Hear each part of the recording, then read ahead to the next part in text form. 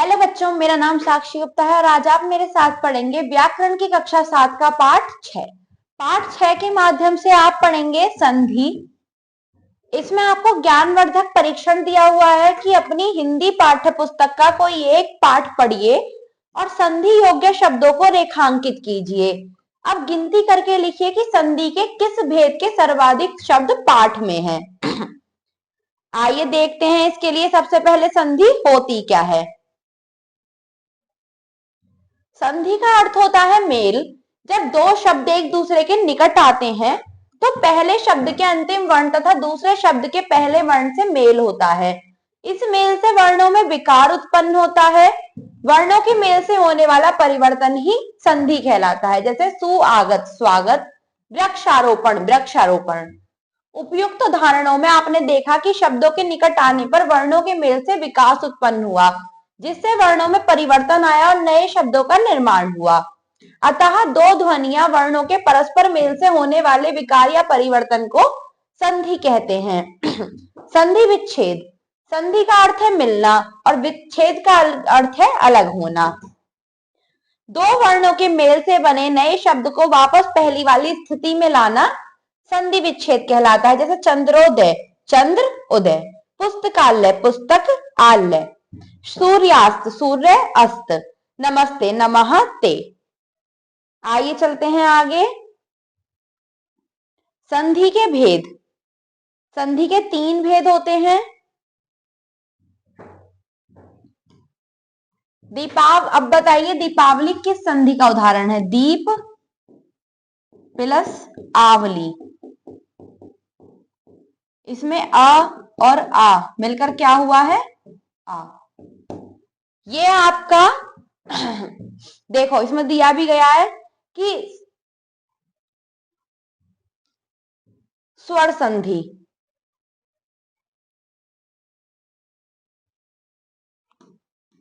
स्वर अर्थात यानी स्वरों का मेल। दो स्वरों के मेल से होने वाले परिवर्तन को स्वर संधि कहते हैं। जैसे रेखांकित रेखांकित, दीप अवली दीपावली। पहले उदाहरण में अर्थात रेखा के आ तथा अंकित के अ का मेल हुआ जिससे रेखांकित शब्द बना, तथा दूसरे उदाहरण में दीप के प तथा अवली के आ का मेल हुआ जिससे दीपावली बना। अतः दीपावली स्वर संधि का उदाहरण है। आइए चलते हैं आगे अगले पृष्ठ पर।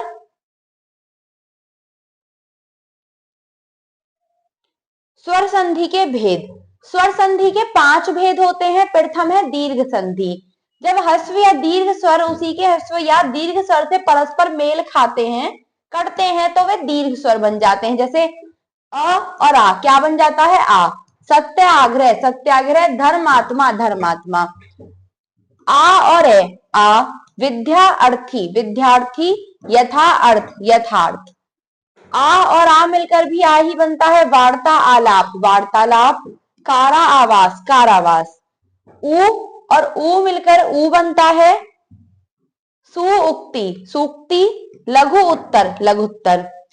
ई और बड़ी ई मिलकर बड़ी बनती है रवि ईश रवीश, गिरी ईश गिरीश। बड़ी ई और छोटी ई मिलकर बड़ी ई बनते हैं मही इंद्र महेंद्र, सचिंद्र सचिंद्र। ऊ और बड़ा ऊ मिलकर बड़ा ऊ बनते हैं भानु उदय भानुदय, गुरु उपदेश गुरु उपदेश। अगला है गुण संधि। ए और आ के बाद ई, यदि ई ऊ या रे आए तो दोनों मिलकर क्रमश ए ओ और अर बन जाते हैं। जैसे आ और ई ए, नर इंद्र नरेंद्र, स्वेच्छा स्वेच्छा। अ और ई ए, गण ईश गणेश, परम ईश्वर परमेश्वर। अ और ओ पर उपकार परोपकार, चंद्रोदय चंद्रोदय। आ और ऊ मिलकर ओ सर्वोचित सर्वोचित, महाउदय महोदय। अ और ऊ मिलकर ओ नव उड़ा नवोड़ा, जल उर्मी जलोर्मी।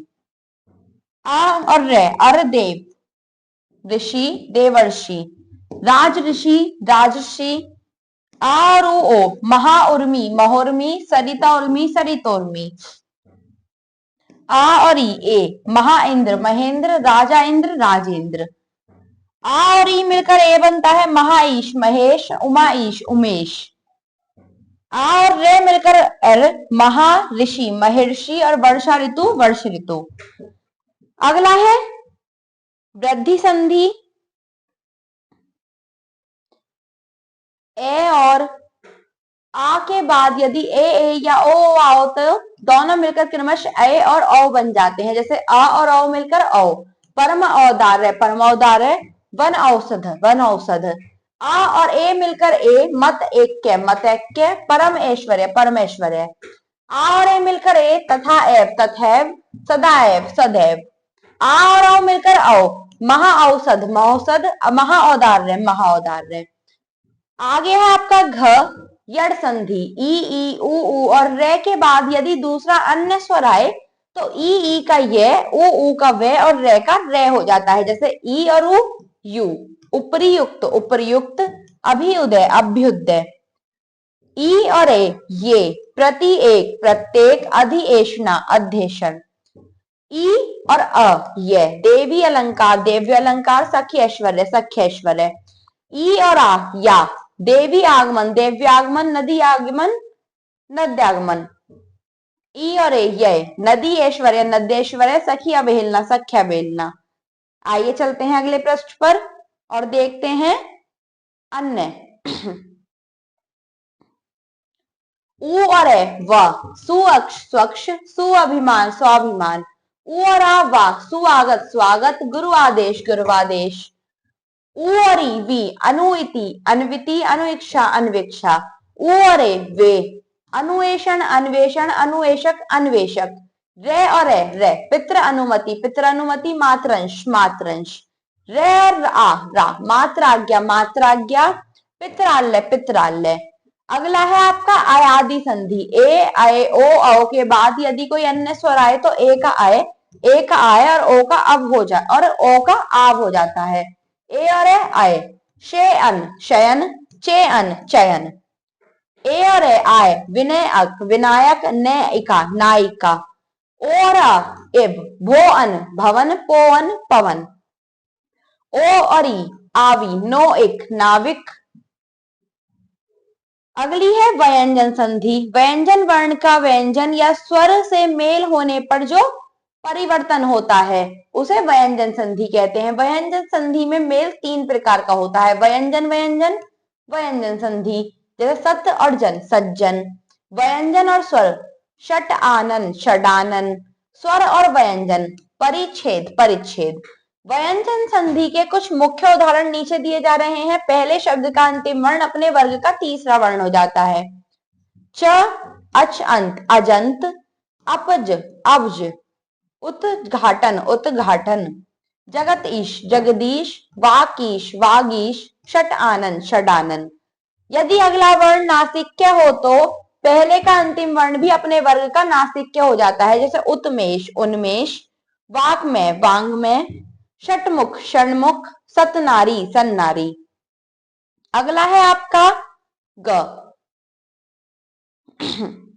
हस्व ई के आने के बाद, आने वाले रे के बाद यदि रे हो तो हस्व ई स्वर दीर्घ हो जाता है। जैसे निरोग निरोग, निर्रस नीरस। यदि तय के बाद च या छ आए तो त च बन जाता है। जैसे उत्छिन उच्छिन, उच्चरण उच्चारण। यदि तय के बाद ज हो तो तय जय बन जाता है। उज्जल उज्जल, सतजन सज्जन। यदि तय के बाद लय हो तो तय लय बन जाता है। तत्लीन तल्लीन, उत्लेख उल्लेख। आइए चलते हैं आगे और देखते हैं विसर्ग संधि। विसर्ग के बाद किसी स्वर या व्यंजन के आने के कारण विसर्ग में जो विकार या परिवर्तन होता है उसे विसर्ग संधि कहते हैं।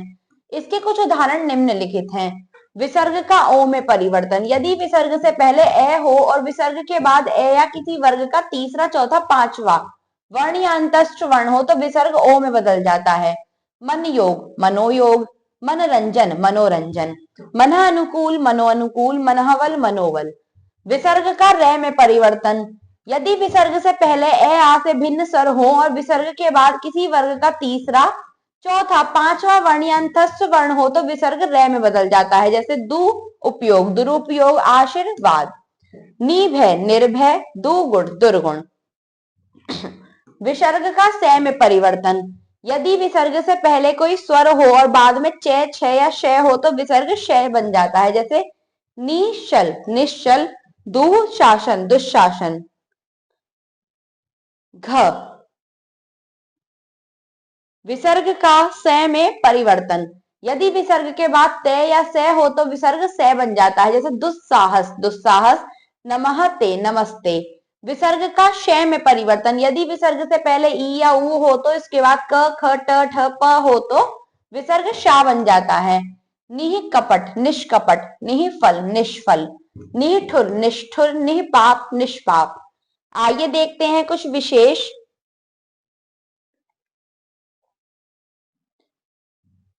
विसर्ग संधि संस्कृत में ही प्रयुक्त होती है, हिंदी में नहीं। हिंदी की संधियां, ऊपर दी गई सभी संधियां संस्कृत की संधियां हैं, लेकिन आजकल हिंदी की भी कुछ संधियां काम आने लगी हैं। ये दो प्रकार की होती हैं स्वर संधि। आधा खिला अध खिला, आ का ओ। खेल आड़ी खिलाड़ी, ए को ई। दूध मुहा दुध मुहा, ऊ को ऊ। मोटा आपा मोटापा, ओ को ऊ। भिकमंगा भिकमंगा, इसमें ई को ई। आमचूर अमचूर, आ को अ। दीननाथ दीनानाथ, अ को आ। अंधेरा अंधेरा, ए और का ए। अगला है आपका व्यंजन संधि। अब ही अभी, व का भा होना, की ई की, ये का लोप होना, तब ही तभी, बे का भय होना, वह ही वही, है का लोप होना, यह ही यही, है का लोप होना। आइए चलते हैं आगे।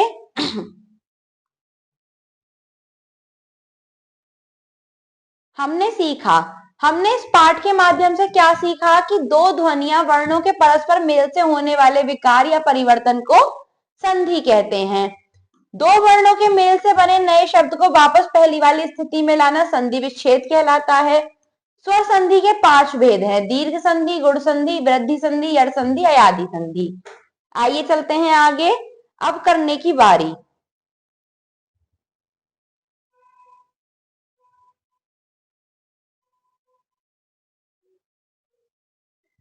स्वक्ष सुअक्ष, एक एक, नमस्ते नमहते, दुर्जन दुर्जन। निम्नलिखित में संधि कीजिए तथा संधि का नाम स्वर संधि, व्यंजन संधि या विसर्ग संधि भी बताइए। सत्याग्रह,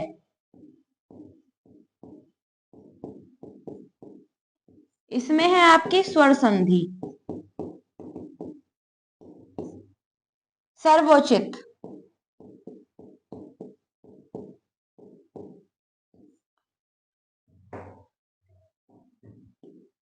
स्वर संधि।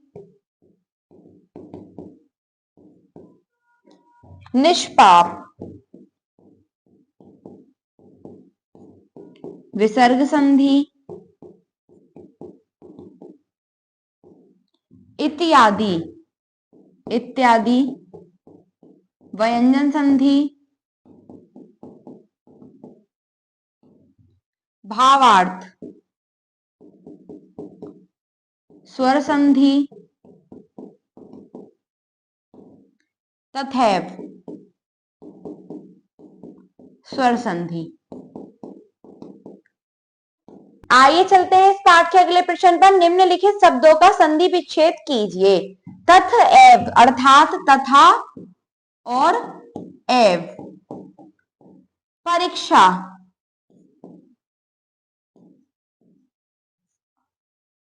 पर और इच्छा। निरोग निर योग। प्रातः काल प्रातः काल। नरेश नर ईश। रत्नाकर रत्न अकर। सदैव सदा एव। नमस्ते नमः ते। महात्मा मह। आत्मा जगदीश जगत और ईश। अगला प्रश्न है निम्नलिखित प्रश्नों के उत्तर दीजिए। इसमें आपको प्रथम प्रश्न करना है संधि किसे कहते हैं, उदाहरण सहित स्पष्ट कीजिए। आप इसका उत्तर लिख लेंगे। दो ध्वनियों वर्णों के परस्पर मेल से होने वाले विकार या परिवर्तन को संधि कहते हैं। और उदाहरण में आप दे सकते हैं सु प्लस आगत अर्थात स्वागत। आइए देखते हैं अगला प्रश्न। अगला प्रश्न है आपका, संधि विच्छेद से क्या तात्पर्य है? इसका उत्तर भी आपको इसी के बाद मिल जाएगा कि दो वर्णों के मेल से बने नए शब्द को वापस पहली वाली स्थिति में लाना संधि विच्छेद कहलाता है। आइए देखते हैं अगला प्रश्न।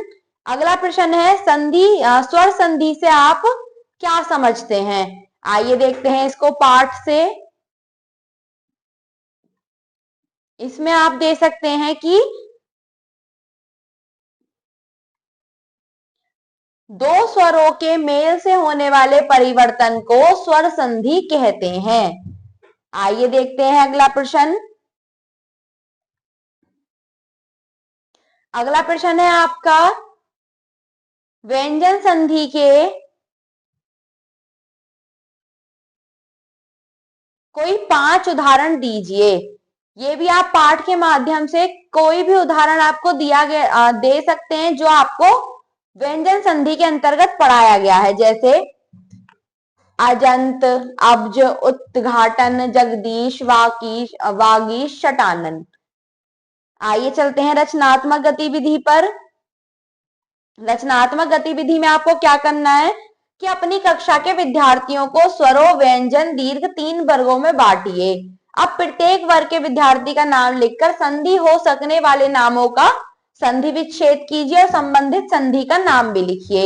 ये आप अपनी कक्षा में अपनी कक्षा अध्यापक और कक्षा अध्यापिका की सहायता से पूरा करेंगे। धन्यवाद।